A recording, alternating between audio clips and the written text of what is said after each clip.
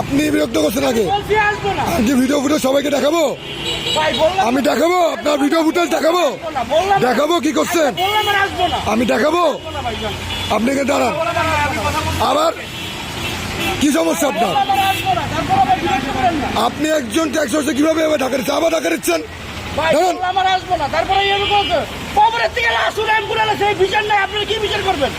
ওই বিচার আপনি ওখানে যান, ওখানে যান, এখানে বিচার এখানে হবে, ওখানে বিচার ওখানে যান, ওখানে বিচার ওখানে যান।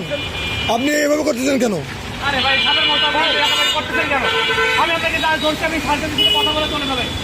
আপনি আমার লোক এই করতেছেন কেন? শুধু বলতেছেন আমি